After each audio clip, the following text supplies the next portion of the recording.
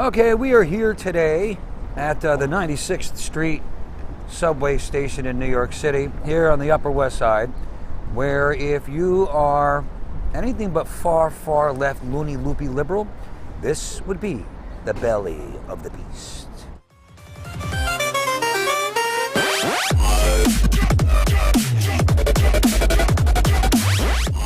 So we're here in liberal land, talking about the vast left-wing conspiracy.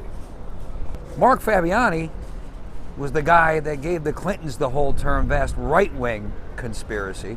Did a 300-some-odd page thing on the whole, some kind of report on vast right-wing conspiracy. There is a vast left-wing conspiracy. That is essentially academia and the media. Today we're going to look a little bit at media forces, which you've heard me talk about before, but as it relates to something very specific, Susan Rice.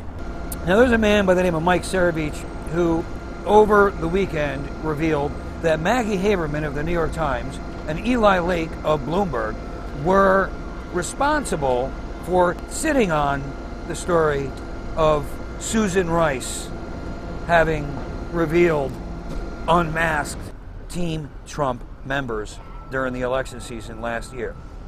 They refer to it as incidentally surveilled.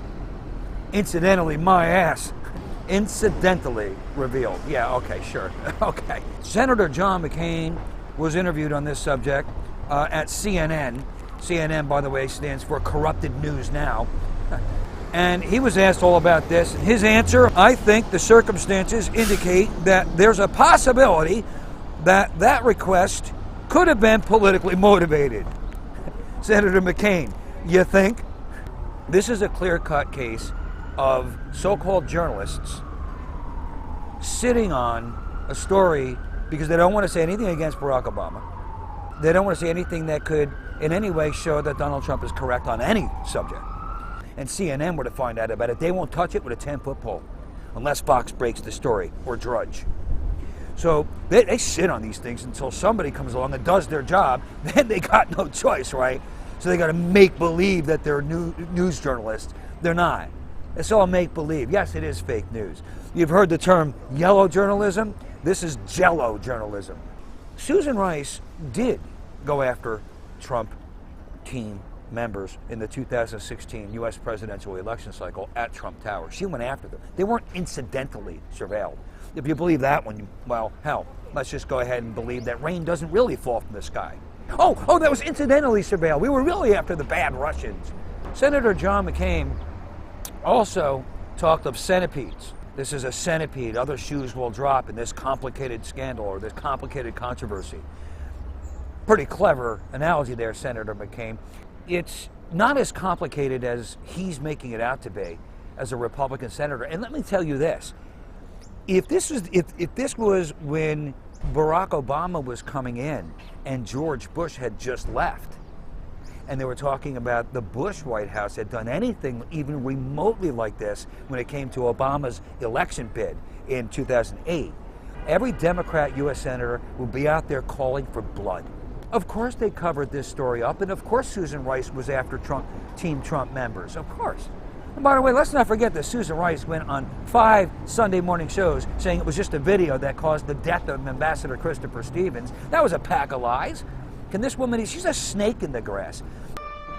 You hear that siren? That's the sirens coming after me!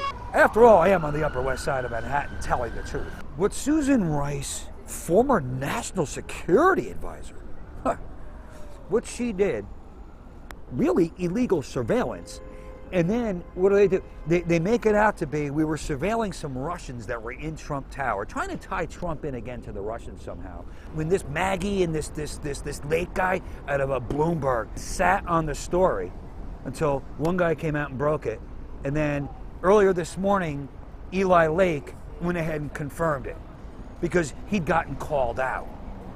I don't think the problem is a liberal bias in the media. The biases are not the problem. It's flat out dishonesty that is. It's not a bias. It's that they're filthy liars. This is a big story. These people sat on that story knowing full well And I'd say, Mark Fabiani, you ought to step right up and write a 330-page report on that one, don't you think? I'm Rob Arnold. This is the Upper West Side of Manhattan, the belly of the beast of liberalism. And I say, perspective is paramount. Keep the proper perspective.